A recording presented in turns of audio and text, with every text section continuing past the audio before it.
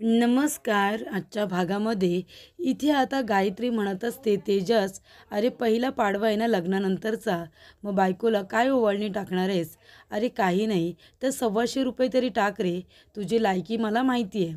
तेव्हा इथे तेजस आता खिशातून जे मानसीने त्याला लकी चॅम्प दिलेलं असतं ते काढून ती ओवाळणी म्हणून आता ताटामध्ये टाकतो, कारण तेजसकडे अजिबातच पैसे नसतात. तेव्हा इथे गायत्री म्हणत असते, हे काय टाकलेस तू ताटामध्ये ओवाळणी म्हणून? दगड? अरे तुझी जी लायकी आहे तेच तू ताटामध्ये दिलीस का? तेव्हा इथे गायत्री म्हणते, असू दे, आता तू तरी काय करणार? नोकरी तुला आत्ता लागली आहे ना, तुझ्याकडून पैसे तरी कुठून येणार? आणि मानसी, तुला माहिती आहे का, अगं तू एका दगडाबरोबर लग्न केलेस ना, मग त्याच्याकडून तू दुसरी अपेक्षा तरी काय ठेवणार? तुझ्या नशिबाला दगडच येणार. तेव्हा इथे मानसी म्हणत असते की तेजस, तुम्ही जी ओवाळणी दिली आहे ना मला, ती मला खूप आवडली आहे. छान आहे ओवाळणी. तेव्हा गायत्री म्हणते, काय, ही ओवाळणी तुला आवडली आहे का? आवडणारच ना, कारण तूच एका दगडाबरोबर लग्न केलेस. मग आता जे काही आहे ते तुला आवडायलाच हवं आहे ना, त्या दगडाबरोबर तुला संसार करायचा आहे. तेव्हा इथे गायत्री आता तेजसची पूर्णपणे लायकी काढण्याचा प्रयत्न करत असते.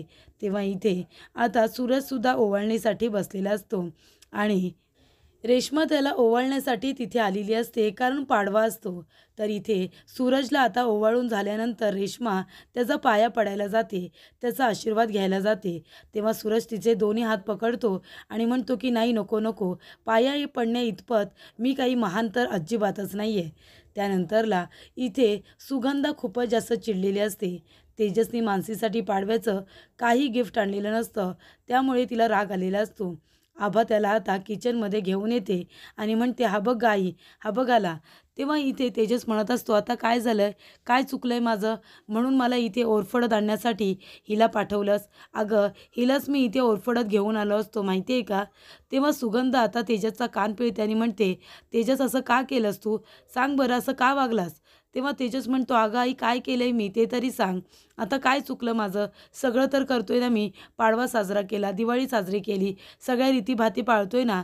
तेव्हा सुगंध म्हणते, तुला कालपासून सांगते मी, तुझं लग्न झालं आहे, आता तुझं लग्न झालं आहे, बायको आहे तिची, तिला एखादं पाडव्याचं गिफ्ट आणायचं ते सुद्धा नाही जमलं का तुला? तेव्हा इथे आता आभा म्हणत असते, तू इथेच थांब, मी आले 2 मिनिटात. तेव्हा तेजस म्हणत असतो, ही आहे ना नवऱ्याकडून ओरबडून पाडव्याचं गिफ्ट मागून घेईल, मला माहिती आहे आभा. आता इथे तेजसला टेन्शन आलेलं असतं की गिफ्ट द्यायचं तर काय द्यायचं. तेव्हा तिथे सुगंधा म्हणत असते की हे बघ तेजस, जरी माणसे म्हणाली असली की तिला तू दिलेलं गिफ्ट आवडले, तरीसुद्धा ती तुझी बायको आहे, तिचीसुद्धा तुझ्याकडून काही अपेक्षा असेल की नसेल. ती म्हणाली की तिला गिफ्ट नको आहे, पण आता गिफ्ट देणं तुझं कर्तव्य आहे, तेव्हा तू तिला काहीतरी गिफ्ट द्यायचं. आभा तिथे येते आणि म्हणते की दादा हे घे. तेव्हा तेजस म्हणतो, हे काय? तेव्हा इथे आभा म्हणत असते, अरे मी पैसे साचवते ना, त्यातले हे ₹200 आहेत, हे तुला घे बरं, आणि याच्यातून वहिनीसाठी तू छोटंसं पण सुंदर असं गिफ्ट घेऊन ये. तेव्हा तेजस म्हणतो, हे तुझे पैसे आहेत ना, मला नको. आबा म्हणते, अरे उद्या तशी भाऊबीज आहे, मला पैसे मिळतीलच ना. तेव्हा तू एक काम कर, हे पैसे तू तुला ठेव. तेव्हा सुगंधा म्हणत असते, तेजस, अरे तुझ्या बायकोची सुद्धा काहीतरी अपेक्षा असेल ना, तेव्हा तू आता हे पैसे ठेव बरं, आणि याच्यातून मानसीसाठी गिफ्ट घेऊन ये, आणि तुला हे आता ऐकावंच लागणार आहे. तेव्हा इथे मानसी येते आणि म्हणते, काय झालं, काय एवढं बोलणं चाललं आहे तुमच्यामध्ये? तेव्हा आभा म्हणत असते, अगं आई लवकर चल, आपण काल जे दिवे लावले होते ना, ते काढलेलेच नाहीत, आपल्याला काढायला हवेत. तेव्हा इथे मानसी येते. तेजसला काय बोलावं काही कळत नसतं. तेव्हा मानसी तेजसचा हात पकडते आणि त्याच्या हातामध्ये ते लकी चार्म पुन्हा देते. तेव्हा इथे मानसी म्हणत असते की तेजस, हे तुम्ही मला जे गिफ्ट दिलत ना, मला खरंच खूप आवडलं, पण आता कसं आहे ना, आपल्या दोघांचं लग्न झालं आहे, आपण दोघे तर एकच आहोत, सुखाने संसार आपल्या दोघांनाही करायचा आहे. मग हे गिफ्ट माझ्याकडे राहिलं काय किंवा तुमच्याकडे राहिलं काय, एकच आहे ना. तेव्हा हे गिफ्ट तुम्ही तुमच्याकडेच ठेवा. त्यानंतरला रेश्मा आता ₹500ची नोट काढते आणि ती सूरजच्या खिशामध्ये ठेवत असते. सूरज म्हणतो, नाही, नको नको, मला काही नको आहे, आजच्या दिवशी मी तुला काहीतरी गिफ्ट द्यायला हवं, तूच काय मला देतेस? तेव्हा रेश्मा म्हणत असते, हे बघा, हे ₹500 मी तुम्हाला देत नाही आहे, तर हे आभासाठी देते. उद्या भाऊबीज आहे ना, उद्या तुम्ही आभाला हे पैसे द्या, दारूमध्ये हे मोडून टाकू नका. कळतंय का मी काय बोलते ते? तेव्हा इथे आता सुगंधा येते आणि म्हणत असते, काय गं रेश्मा, अगं सूरजने जरी तुझी साथ सोडली असली ना तरी तू सूरजची साथ कधीही सोडली नाहीस. दर सणावाराला इथे येतेस, त्याची ओवाळणी करून जातेस, त्याच्यासाठी उपास तापास करतेस आणि हे मी कधीही विसरणार नाही. तर इथे रेश्मा आता सुगंधाचा आशीर्वाद घेते आणि म्हणते, आई मी सुद्धा या घरची सून आहे ना, सूरजची बायको आहे, मग मला माझे कर्तव्य पार पाडायला नको का? रेश्मा बोलत असताना मानसी आता खिडकीमधून तिला बघत असते. तेव्हा इथे आता सुगंध म्हणत असते, हा घे फराळ थोडाच केला होता, पण आता तू सुद्धा थोडासा खाऊन बघ. तेव्हा इथे रेश्मा म्हणत असते की आई, अहो फराळ तुमच्या सुनेने सुद्धा केला होता, तुमच्यासारखा चविष्ट झाला नसेल, पण मी तुमच्या सगळ्यांसाठी आणलाय, तो तुम्हीच खा. तेव्हा सुगंधा म्हणते, आणि हा फराळ? तेव्हा रेश्मा म्हणते, नाही नको, मी एकटी आहे, मी जो फराळ केलाय तो मला पुऱ्या आहे, उलट हाच फराळ तुम्ही सगळ्यांना वाटा. तेव्हा इथे आता सुगंधा म्हणत असते, आई कुणीतरी खूप सुंदर दिसतंय, पुन्हा कुणीतरी नव्याने प्रेमात पडेल तुमच्या, माझीच दृष्ट लागायला नको. आणि आता डोळ्यातलं काजळ लावून सुगंधाची दृष्टसुद्धा रेश्मा काढते. तेव्हा इथे आता सुगंधा म्हणत असते की रेश्मा, 2 सुना तर घरी आहेत, तू सुद्धा लवकर परत येशील ना? तेव्हा इथे सूरज आता खूप इमोशनल होतो आणि तो वरती निघून जातो. तेव्हा रेश्मा म्हणत असते, आई सणासुदीच्या दिवशी कुणाच्याही डोळ्यात पाणी नको, तुमच्यासुद्धा नको आणि त्यांच्यासुद्धा नको. दिवाळी चांगली साजरी झाली पाहिजे. तर इथे रणजितने आता एक गिफ्ट आणलेलं असतं मानसीसाठी आणि तिथे एक टेडी ठेवलेला असतो डॉगीचा. तेव्हा इथे रणजित त्याच्याकडे बघतो आणि म्हणतो, काय रे तेजस, तू गिफ्टचा वास घेतोयस का? गिफ्टचा वास घेतोयस? अरे मानसीसाठी मी हे गिफ्ट आणले. काय झालं, डोळे वटारून का बघतोयस तू? हे गिफ्ट आहे ना, मानसीला नक्की आवडेल, म्हणून तर मी तिच्यासाठी खरेदी केलं आहे. बरं झालं तेजस, तू दिवाळीसाठी मला तुझ्या घरी बोलावलंस, म्हणून तर आता मला तुझ्या घरी येता येईल आणि मानसीबरोबर दिवाळीसुद्धा साजरी करता येईल. तेव्हा इथे तेजस म्हणतो, काय म्हणालास? तर इथे रणजित म्हणत असतो, जो त्याने तेजसच्या नावाने डॉगीचा टेडी ठेवलेला असतो त्याला म्हणत असतो, काय म्हणालास तू? मानसी हे गिफ्ट घेणार नाही का? अरे पाडव्याचं गिफ्ट म्हणून मानसी घेणार नाही, म्हणूनच मी असं गिफ्ट इथे निवडलं आहे ना की मानसी काय कुणीच या गिफ्टला नाही म्हणू शकणार नाही आहे. तेव्हा हे गिफ्ट तर मी आता मानसीला देणारच, तू काही करू शकणार नाही आहेस. तेजस माझ्याकडे डोळे वटारून बघू नकोस, कळलं ना? आणि इथे रणजित ते आता टेडीला उडवून लावतो बाजूला आणि म्हणतो की मानसी फक्त माझी आहे आणि इथे पाडव्याचं गिफ्ट म्हणून मानसीला माझंच गिफ्ट गेलं पाहिजे. त्याच्यानंतरला तेजस म्हणत असतो की नाही, मी काहीसुद्धा करू शकणार नाही आहे. हे 200 रुपये मला माझ्या बहिणीने दिलेले आहेत, आभाने दिलेले आहेत आणि यातून मी माझ्या पाडव्याचं गिफ्ट घेणार आहे मानसीसाठी. मी मानसीसाठी योग्य नाही आहे, मला माहिती आहे मानसी माझ्यापेक्षा खूप चांगलं डिझर्व करतात, त्याच्यामुळे मी त्यांना इथे या बंधनामध्ये अडकवून ठेवणार नाही आहे. त्यांचं आयुष्य खूपच जास्त उज्ज्वल आहे आणि ते उज्ज्वलच राहिलं पाहिजे.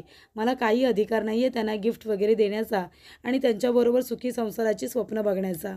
तेव्हा इथे इथे आता तेजसला वाईट वाटत असतं. तेजस म्हणत असतो की नाही, मी तुम्हाला या बंधनामध्ये अडकून ठेवणार नाही आहे, मी तुम्हाला लवकरात लवकर या बंधनातून मुक्त करेन. पण आता पाडव्याचं गिफ्ट मला आईने घ्यायला सांगितले, एक नवरा म्हणून नाही पण मित्र म्हणून मी त्यांना कुठलं तरी गिफ्ट देऊ शकतो.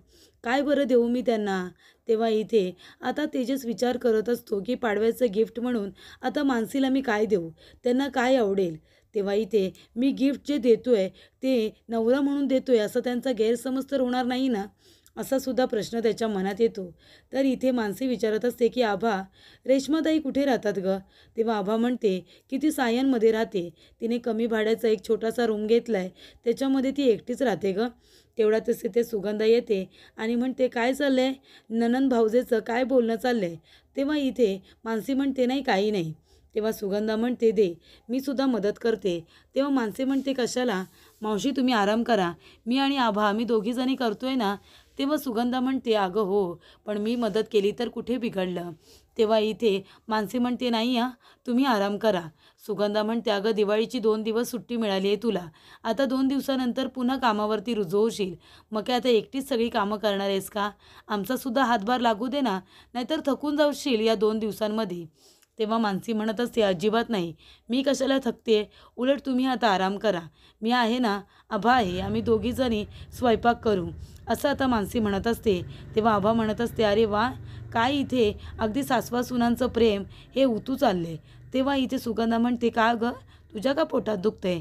तेवढ्यातच तेजस फोनवरती म्हणत असतो की तुम्ही या आमच्या घरी लवकर या, आम्ही वाट बघतोय. नाही नाही मानसी रागवणार नाही, तुम्ही या. तेव्हा इथे आता फोन ठेवल्यानंतर मानसी म्हणत असते, कोण येते आता घरी? आमच्या घरचं कोणी येतंय का? नाही म्हणजे तुम्ही माझं नाव घेतलं ना म्हणून विचारते हां, बाकी काही नाही. तेव्हा इथे आता सुगंधा म्हणत असते, काय रे तेजस कोण येत आहे?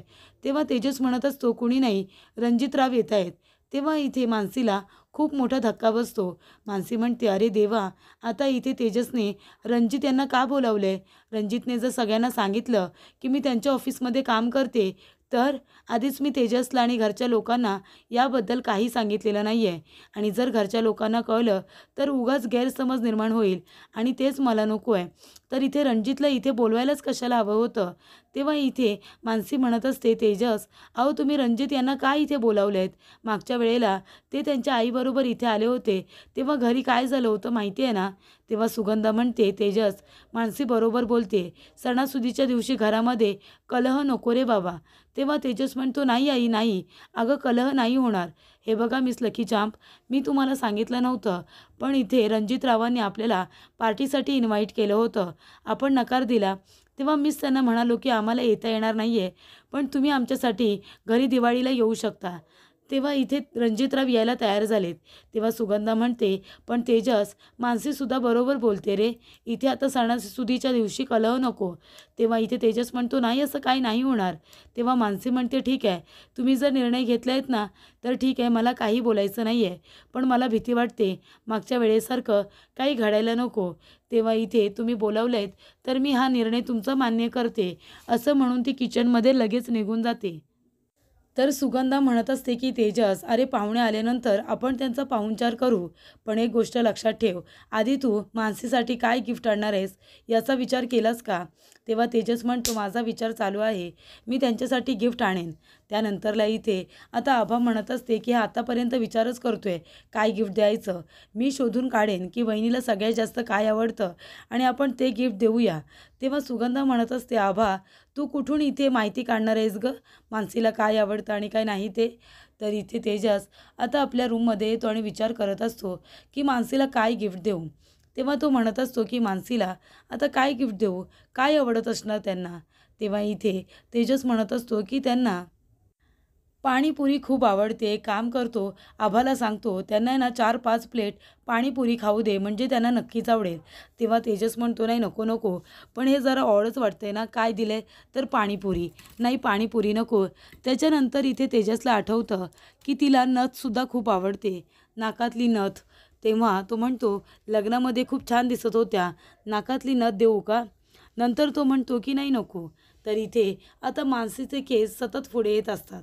तेजस म्हणतो, त्यांना एक पिन देतो केसाला असा लावायला, म्हणजे त्यांचे केस मागे राहतील. पुन्हा म्हणतो, नाही नको, केस त्यांचे पुढे येतात तेवढे त्या खूप जास्त सुंदर दिसतात, मला तर आवडतं त्यांचे केस पुढे आलेले. तेव्हा इथे आता तेजस म्हणत असतो की इथे नथ दिली तरीसुद्धा नको, तर इथे केसाचा पिन नको, मग काय देऊ?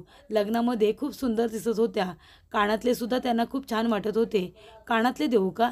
तेव्हा इथे तेजस म्हणतो, कानातले दिले तर ते एवढे मोठे कानातले रोज घालणार नाही, नाही नको नको, कानातले नको.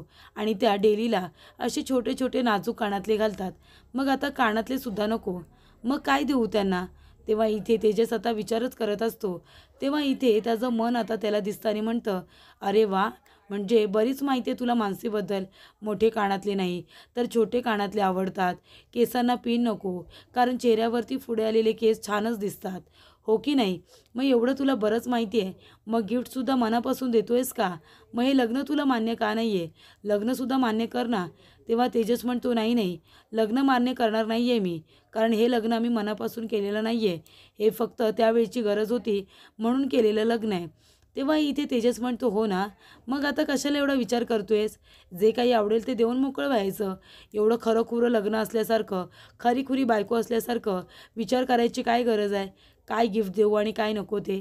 तेव्हा इथे तेजस म्हणतो की मला तर वाटते मानसी ही खरोखर मनात भरली आहे तुझ्या, म्हणून तर एवढ्या वेळा विचार करत बसलायस. तर पुढील भागामध्ये आपण बघूया. इथे गायत्री आता बंटीला म्हणत असते की अंश, आपण एक काम करूया, आपण यांना तिघंजणच वेगळं राहायचं. कोण कोण माहिती आहे? तू, मी आणि बाबा आपण दोघेजणं आता बिल्डिंगमध्ये जायचं राहायला. तिघेजणं एकत्र राहायचं. या घरामध्ये आता आपण राहायचं नाही. तेव्हा इथे आता तेजस म्हणत असतो, रणजितला तुम्ही आमच्या घरी आलात आम्हाला खरंच खूप आनंद झाला. तेव्हा इथे रणजित म्हणत असतो, हे घर माझ्यासाठी खूपच जास्त महत्त्वाचं आहे. कारण इथे माझी खूपच जास्त मौल्यवान वस्तू आहे ना म्हणून. तेव्हा इथे आता हे सगळं बोलत असताना रणजित मानसीकडे बघत असतो.